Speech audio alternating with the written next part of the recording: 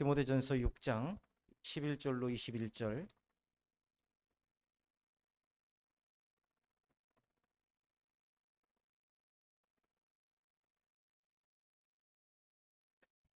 죄송합니다. 11절로 21절이 아니라 주보가 잘못 나왔어요. 12절입니다. 11절로 12절 두 절만 보겠습니다. 같이 봉독하겠습니다. 시작.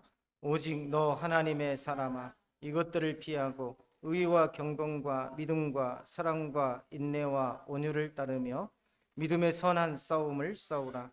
영생을 취하라. 이를 위하여 내가 부르심을 받았고 많은 증인 앞에서 선한 증언을 하였도다. 아멘. 우리는 믿음의 결과를 보려고 합니다.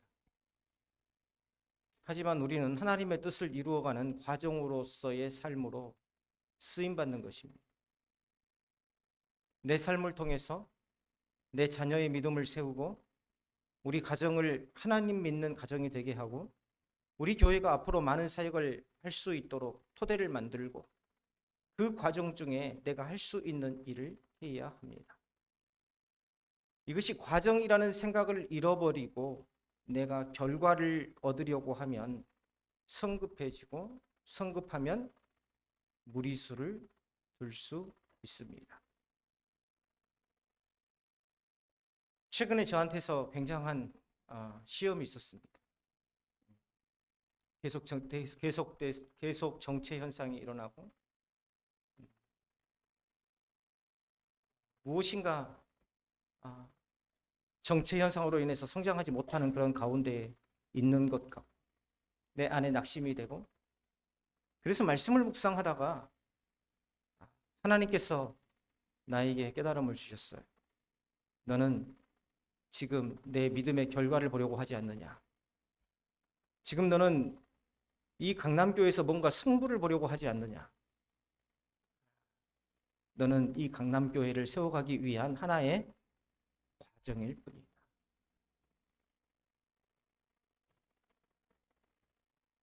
왜 믿음의 결과가 아닌 과정일까요? 왜 믿음의 결과가 아닌 과정입니까? 의구심을 들 수가 있습니다. 왜 그럴까요? 우리는요, 이미 믿음의 결과를 받은 사람들입니다.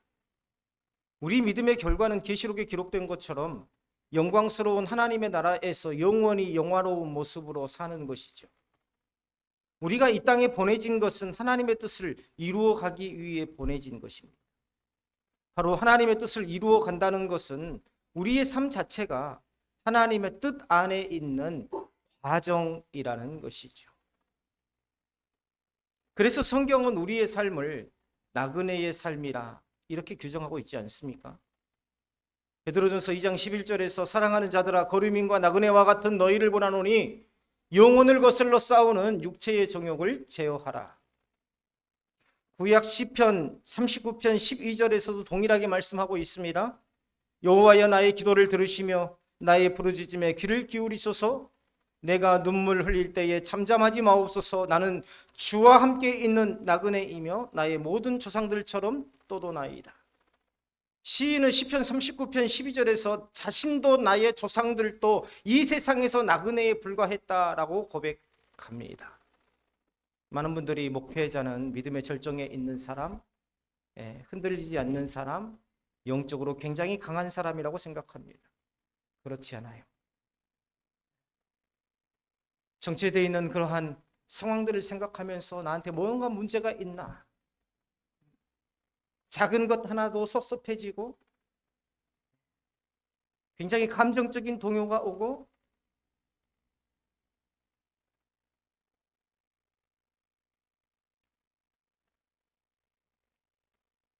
그런데 하나님께서 이런 깨달음을 주시더라는 것이죠. 너의 결말은 영원한 하나님의 나라, 이미 받은 그것을 영원한 상급으로 받은 것이 바로 너의 결말이다. 너는 이 과정 중에서 다만 하나님의 뜻을 이루어가기 위해서 충성되게 쓰임받는 것, 이것이 바로 너의 사명이다. 그래서 성경은 우리가 이 세상을 떠나는 것을 히브리서 11장에서는 하나님께서 예비하신 성 본향으로 돌아가는 것이라고 말씀하고 있습니다. 하지만 아무리 우리의 결말이 아무리 복되고 영광스러운 삶이라고 할지라도 지금 이 땅에서의 삶의 과정도 힘들고 어려움이 있다는 것은 부인할 수 없는 사실입니다. 그 어려움은 우리 삶의 결말, 즉 하나님 나라에서의 영원한 기쁨을 잊어버릴 만큼 힘들고 아픈 일들을 겪게 되기도 합니다. 그 과정을 극복하는 힘이 뭘까요? 문제를 믿음 안으로 가두는 것입니다. 우리는 자꾸 문제를 확대하고 재생산해내는 습관이 있어요. 근심거리가 생기면 그 근심으로 인해서 잠을 못 자게 되고, 잠을 못 자게 되면 그로 인한 새로운 질병이 생기게 됩니다. 우리가 그렇게 인식할 때에 우리들의 문제는 더욱더 확대되는 겁니다. 믿음 안에 가두십시오.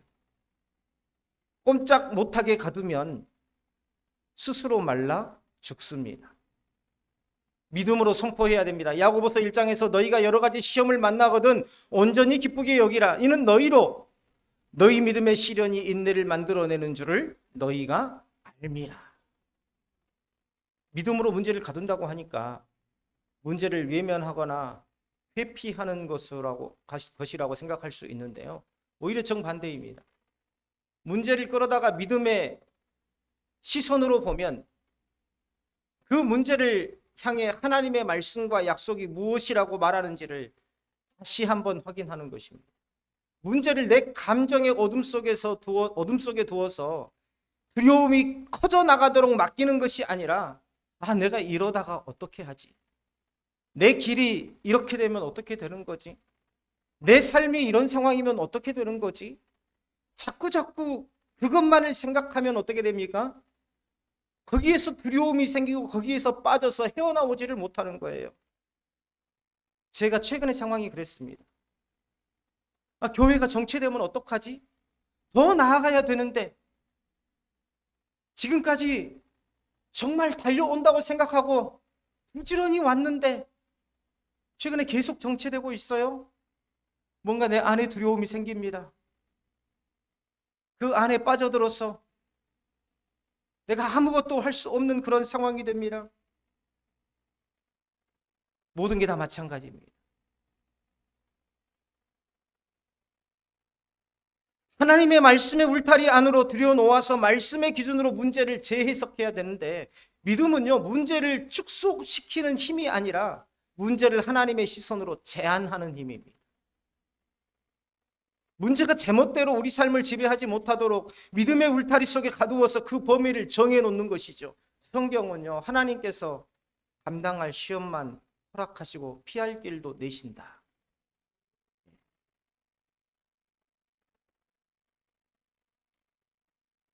감당할 시험만 허락하시고 피할 길도 내신다. 고린도전서 10장 13절의 말씀입니다. 반드시 피할 길을 내시는 아버지 하나님. 지금 우리가 생각할 때에, 내가 생각할 때에 캄캄하여서 아무것도 볼 수 없는 상황이지만 하나님께서는 이미 피할 길을 내시고 우리에게 말씀을 통해서 그 길을 일깨워 주시고 계시다. 두 번째는 문제를 향해 말씀을 선포하는 겁니다. 문제를 향해서 말씀을 선포하는 거예요. 문제는 우리 감정을 먹고 자랍니다. 문제 속에 빠져들면은요, 이 감정이 소모되더라고요. 자꾸 그것에 빠져들어요. 내 감정이 소모가 됩니다. 생산적이지 않아요, 이건. 그렇죠? 실용적이지도 않습니다. 믿음이 세워지지도 않습니다. 말씀에 갈급해지지도 않습니다. 찬송을 듣고 싶어지지도 않습니다. 기도하고 싶지도 않습니다. 왜 그렇습니까? 내 감정적인 소모가 벌써 소모가 되고 완전히 바닥이기 때문에. 그래서 깨달았어요. 문제는 감정을 먹고 산다는 거.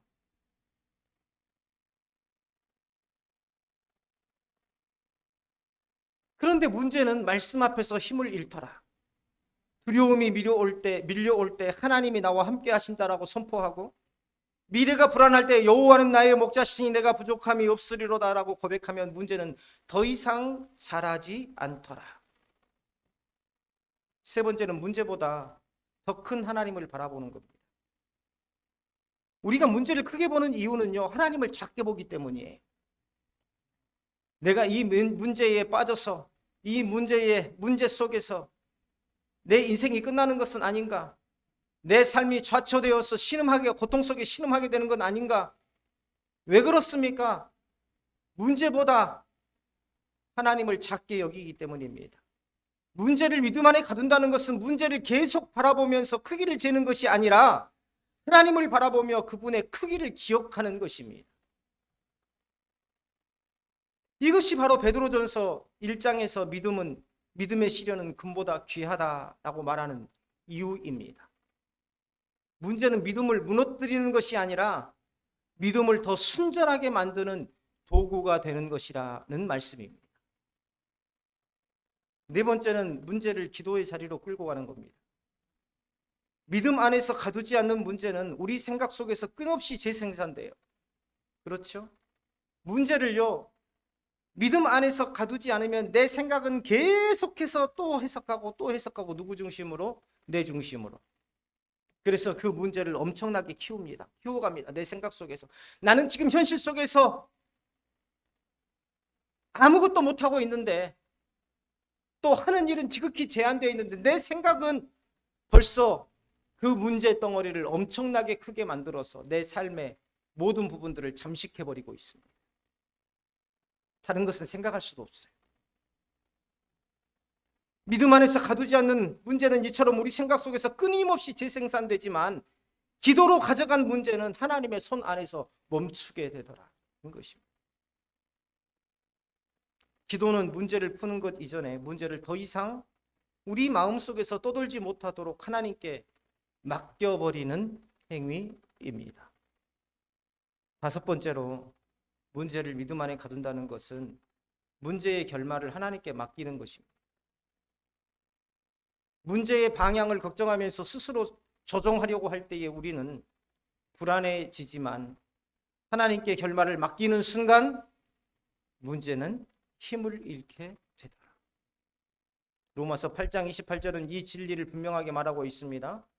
하나님을 사랑하는 자들에게는 모든 것들이 합력하여 선을 이루느니라. 문제는 믿음 밖에서는 재앙처럼 보이지만 믿음 안에서는 하나님의 손에 붙잡힌 연단의 도구로 변하더라.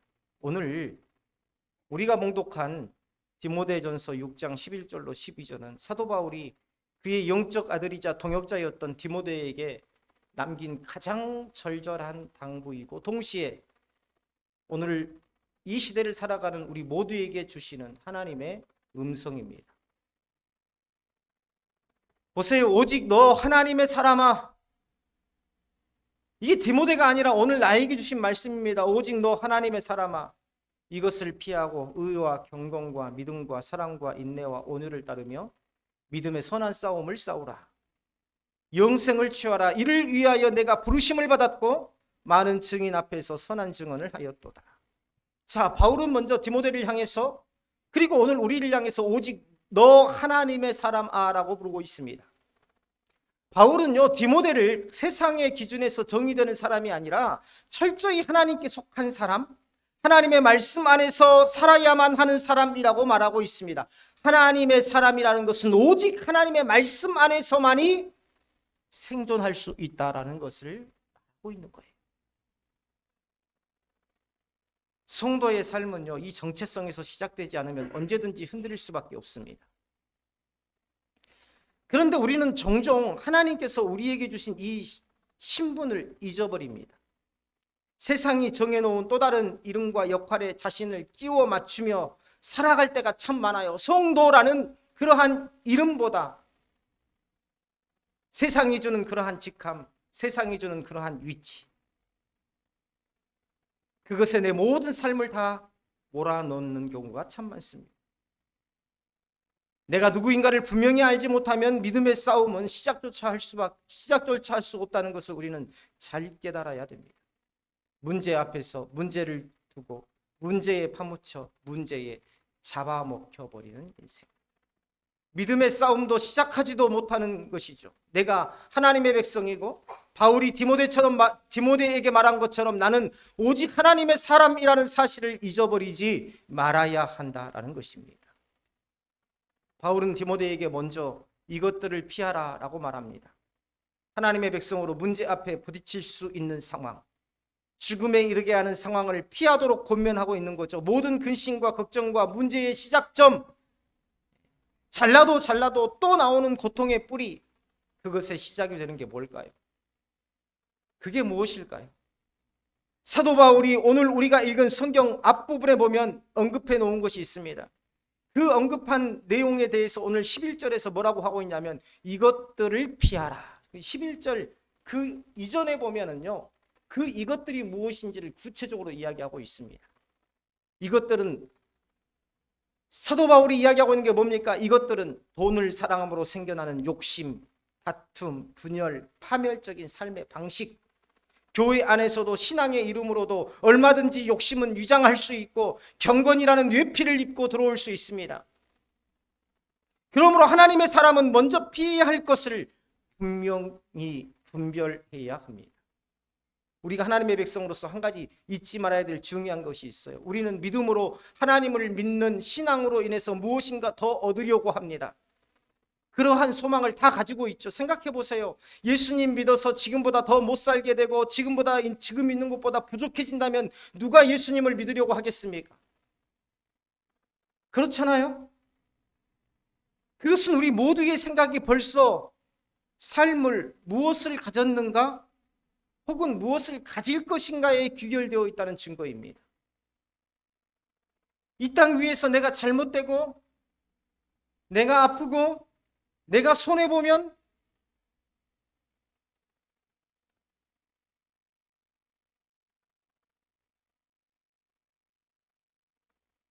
그것은 믿음으로 인한 것이 아니라 하나님으로 인한 것이 아니다라고 부정하고 싶습니다.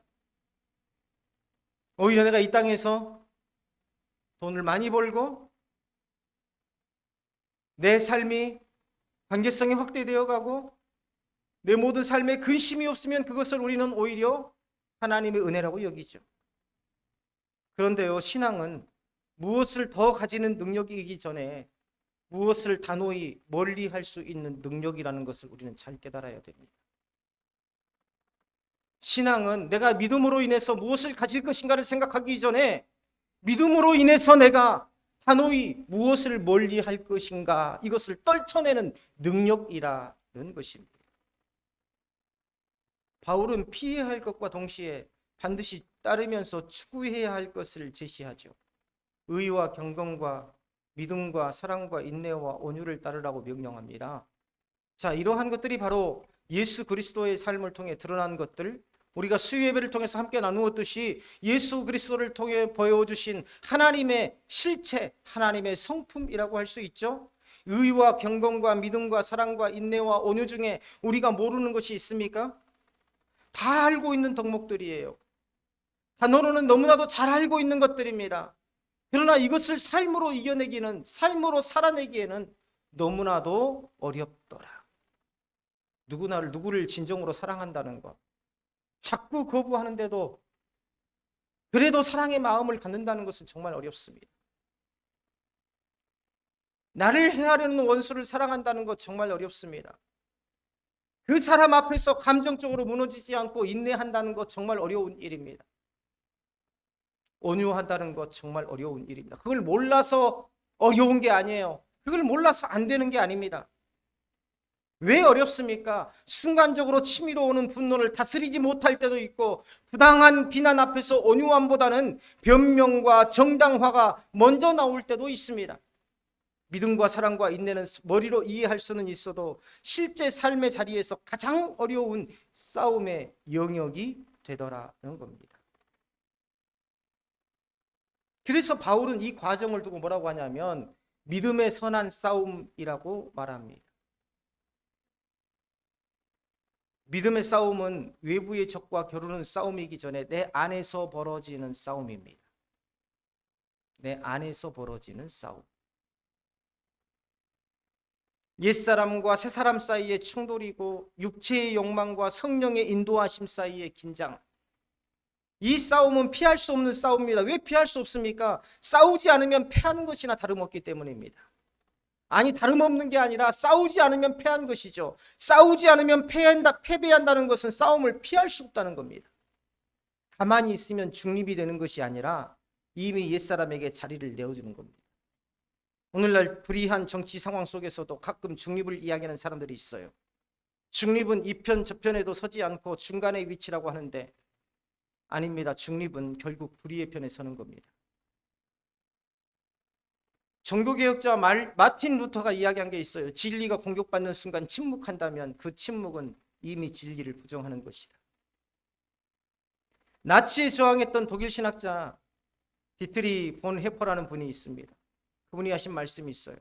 악 앞에서 침묵하는 것도 악이다. 말하지 않는 것도 말하는 것이다. 행동하지 않는 것도 행동하는 것이다. 어떻게 말하는 거예요? 악과 동조하는 말. 어떻게 행동하는 거예요? 악과 동조하는 행동.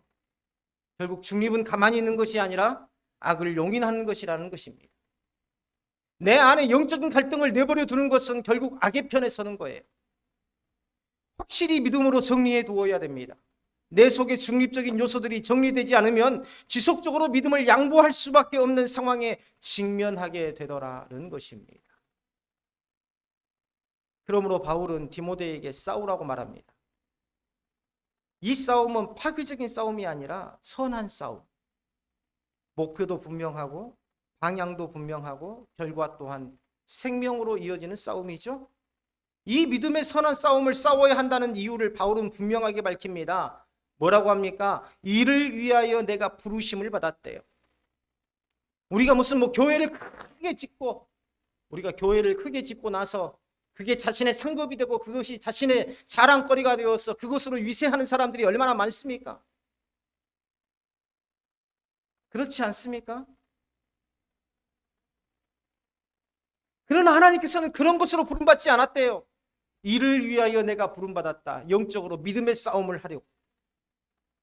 영적인 선한 싸움을 위해서 부름받았다는 겁니다. 이 싸움은 선택사항이 아니라 소명의 문제.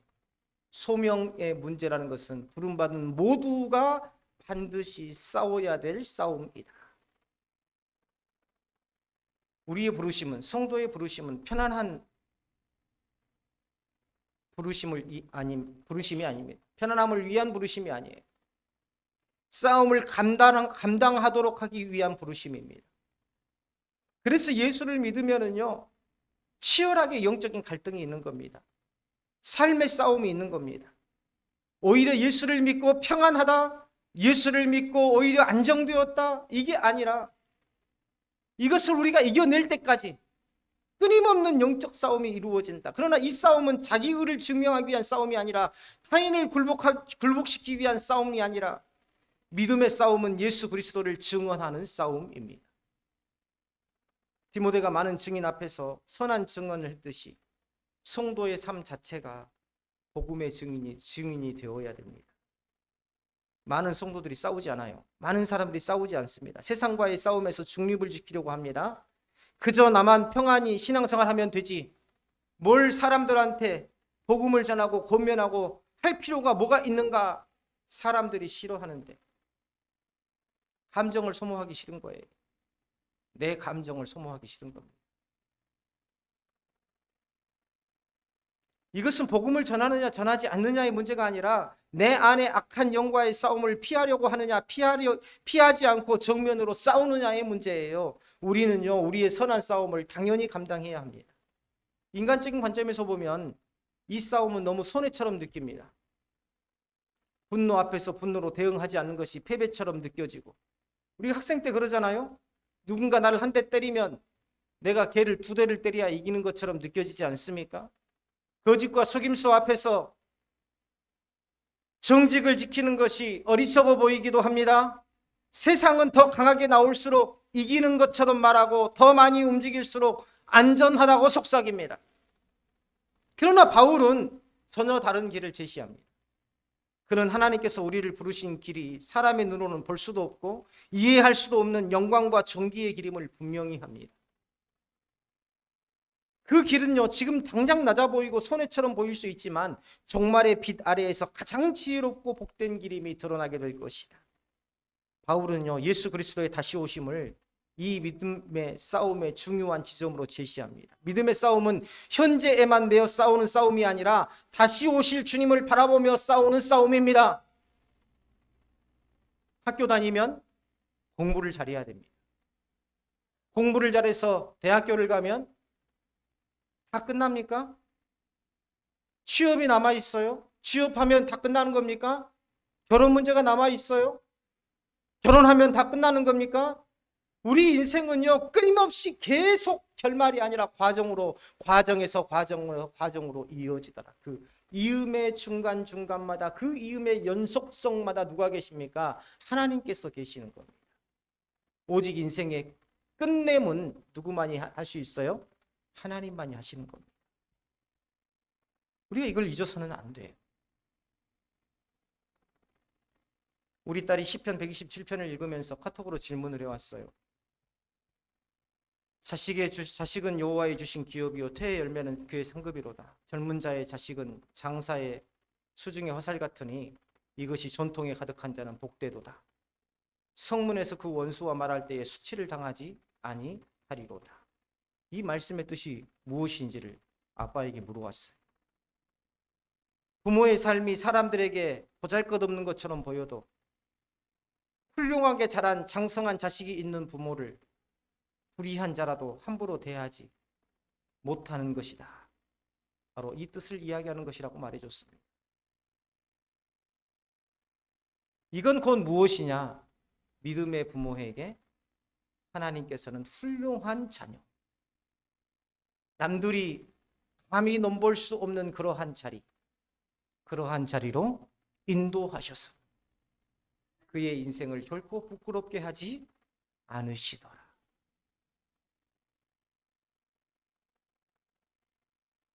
아무리 세상에서는 환난을 당하지만 영원한 승리이신 예수 그리스도를 붙잡고 있는 인생은 어떤 문제라도 어떤 원수라도 함부로 넘어뜨리지 못하는 것이더라.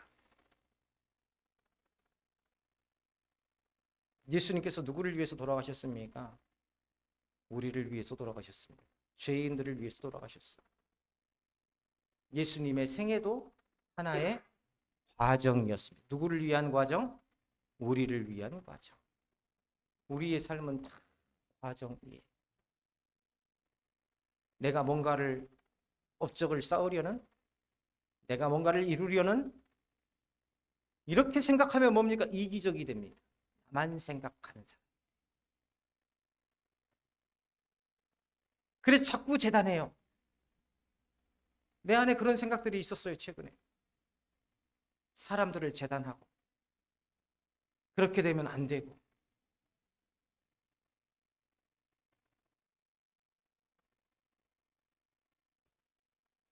내 마음에 들면 좋은 것이고 내 마음에 안 들면 안 좋은 것이고. 사람이 이기적이 돼가더라. 무엇을 위해서? 내 목적을 달성하기 위해서. 편협해지더라.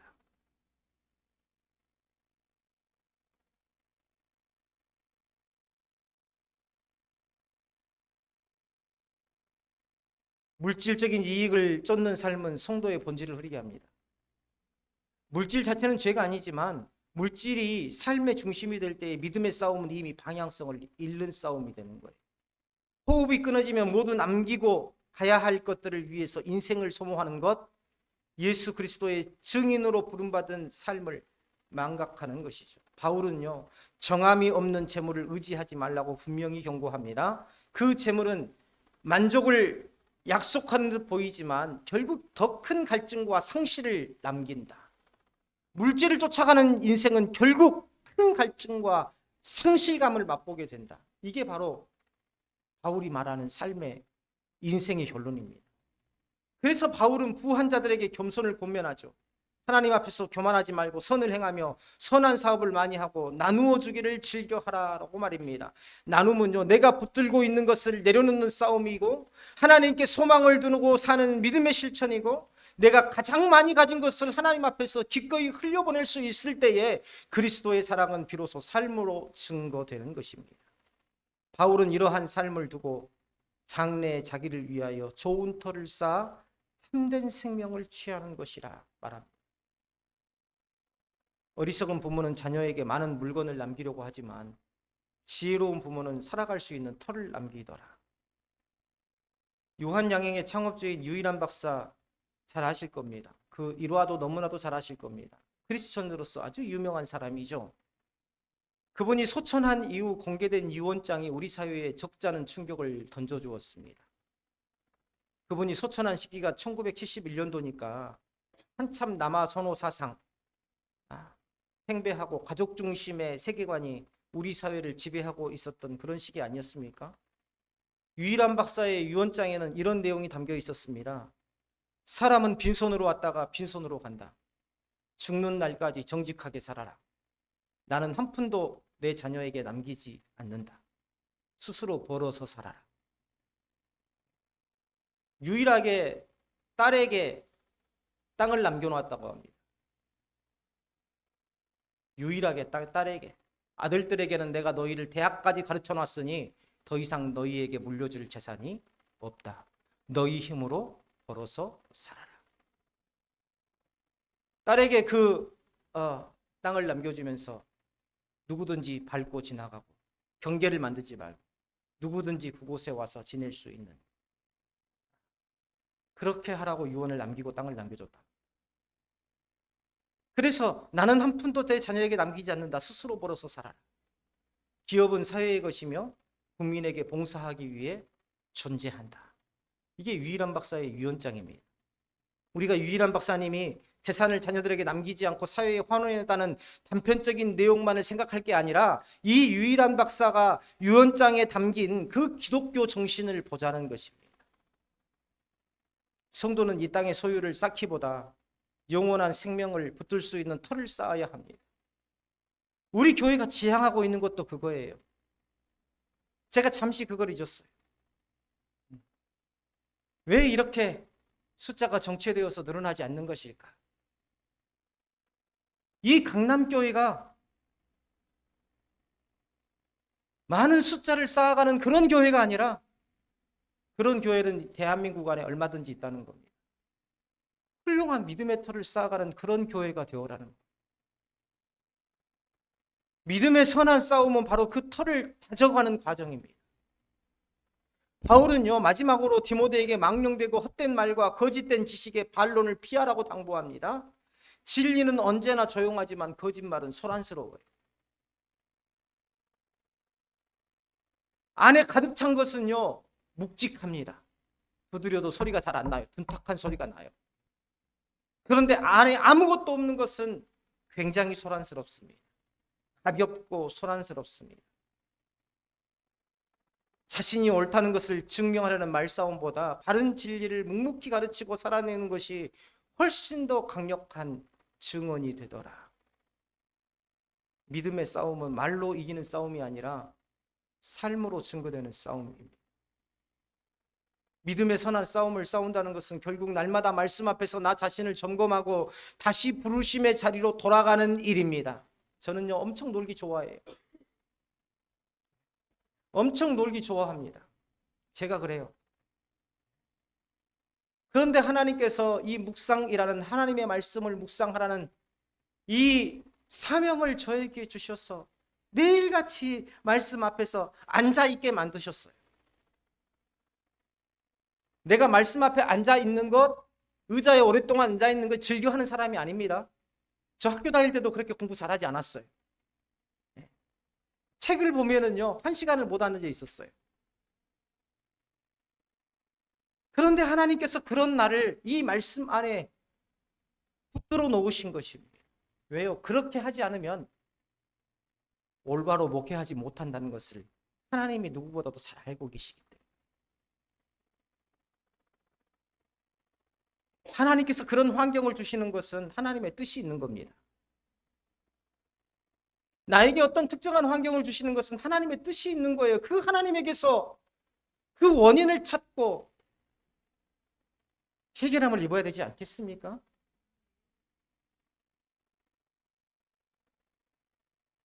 그래서 믿음의 선한 싸움을 싸운다는 것은 날마다 말씀 앞에서 내 자신을 점검하고 다시 부르심의 자리로 돌아가는 일입니다. 이 싸움은 단번에 끝내는 싸움이 아니라 평생 이어지는 싸움. 이 싸움은 외롭지 않습니다. 외롭지 않아요. 우리 전원일기에 나오는 김혜경 씨가 전원일기를 찍었던 그 마을의 깊은 산속에 들어가서 완전히 시골집. 김혜경 씨 아시죠? 누구죠? 네? 김혜정. 정이 아니라 정인가요? 네. 네, 복길이 엄마. 깊은 산속에 사는 모습을 봤는데 그런 마음은 외롭지 않습니까? 힘들지 않습니까? 근데요, 그분이 거기서 시골집에서 살면서 보일러를 다 걷어냈대요. 보일러를. 왜 보일러를 걷어냈습니까? 했더니 내 스스로 게으르지 않으려고요. 그래서 매일 불을 떼야 돼요. 따뜻하게 자려면. 일부러 보일러를 다 걷어냈답니다. 그리고 동물들한테 밥을 주고 저 밑에 마을에 내려가서 고추 따는 일을 돕고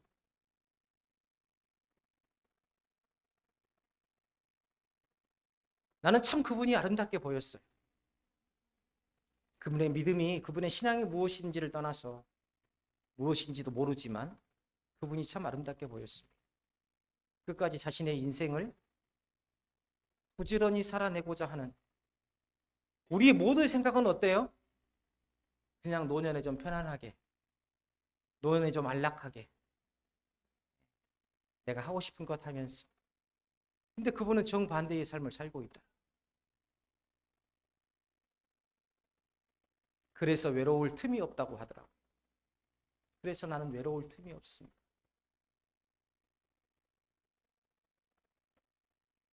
아마 우리 누구보다 우리 김보경 원사님이 아마 그 마음을 잘 아실 것 같아요. 보면 항상 부지런히 움직이세요. 항상. 어쩔 때는 새벽 예배 때는요, 그런 생각이 들어요. 막 바람이 불고 춥고 막 비가 많이 오고 그러면 우리 권사님 제발 안 왔으면 좋겠다. 안 왔으면 좋겠다. 오늘은 좀 쉬셨으면 좋겠다. 오다가 비가 와가지고 갑자기 미끄러지거나 나뭇가지가 쓰러져 있는데 갑자기 못 보고 지나가가지고 차가 비틀비틀하거나 어디에서 엎어지거나 그러면 큰일 나지 않느냐. 안 오셨으면 좋겠다. 어김없이 오세요. 어김없이. 어김없이.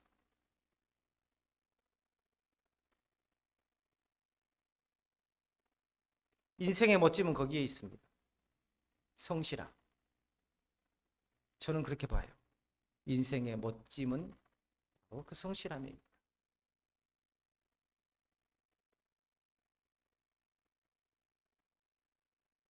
우리는 승리의 결과 안에서 싸우는 자들입니다. 이미 승리한 자들이에요. 우리는 그 결말을 이미 가지고 있어요. 다만 우리가 싸워야 될 것은 과정입니다. 이 과정을 어떻게 선하게 보세요. 우리는 이미 선한 결말을 가졌다 할지라도 우리의 과정 자체가 악하면 되겠습니까? 안 되겠습니까? 이거하고 똑같아요. 나쁜 짓, 온갖 나쁜 짓 다 해놓고 뒤에서 어때요? 남을 돕는 척. 돈을 많이 벌어서 사람들을 도와요. 결말은 좋게 보일 수 있습니다. 이번에 전 50대 남자 신상 정보가 공개됐죠. 자신의 전 여자친구를 살해해서 차를 호수에다 빠뜨리고. 근데 그 사람이 겉으로는 정말 직장에서도 칭송받는 사람이었대요. 후원도 많이 하고. 중요한 것은, 하나님 앞에서 중요한 것은 우리 인생의 결말이 아니에요. 안 목사가 이 교회를 담임하면서 지난 몇 주간요, 자리가 텅텅 비어있는 모습이 제 눈에 들어왔어요. 하나님 도대체 이게 뭡니까 이게? 근데 하나님께서 깨달음을 주시더니 오늘은요 꽉 차 있는 느낌입니다. 동일한 분들인데 이게 다른 거예요. 이게 다른 거예요. 내 믿음을 어떤 눈으로 바라보느냐, 내 지금의 상황을 어떤 눈으로 바라보느냐에 따라서 그게 불평불만이 될 수 있고 또 하나님의 은혜가 될 수 있더라. 하나님의 은혜는 항상 있지만, 항상 충만하지만 그게 내가 불만으로 불평으로 바꾸어 버리더라. 안병찬 목사가 여기에서 목회하면서 교회가 엄청나게 부흥됐더라. 교회가 엄청나게 커졌더라. 이게 하나님께서 원하시는 게 아니더라는 거예요. 그저 하나님께서 주신 환경, 하나님께서 이끄시는 환경, 요즘에 그런 걸 느낍니다.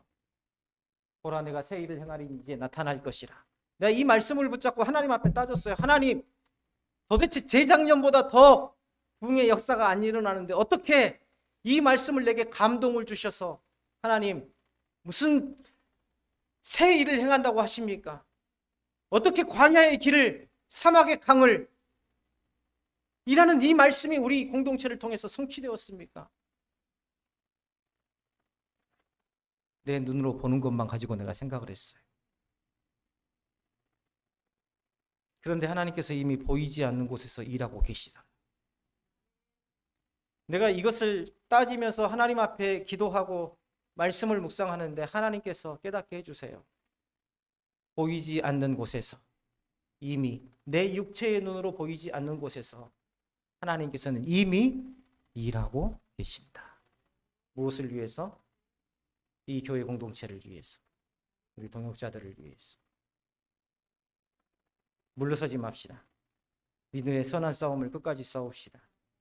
이것이 하나님 사람으로 부름받은 자의 길이고 영생을 가진 자의, 좀 옹졸하게 살지 말고 좀 여유 있게 살아요.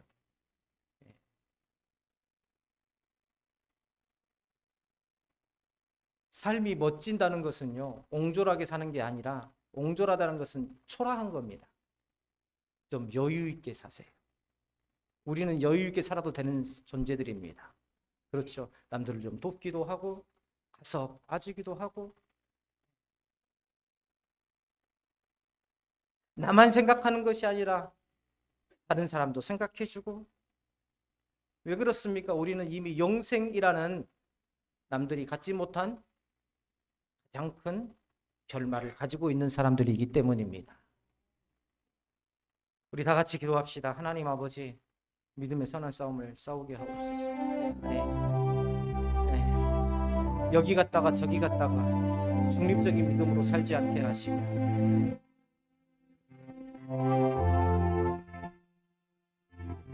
나 자신을 돌아보고 다시 부르심의 자리로 돌아올 수 있도록 인도하여 주옵소서. 우리 다 같이 주님 앞에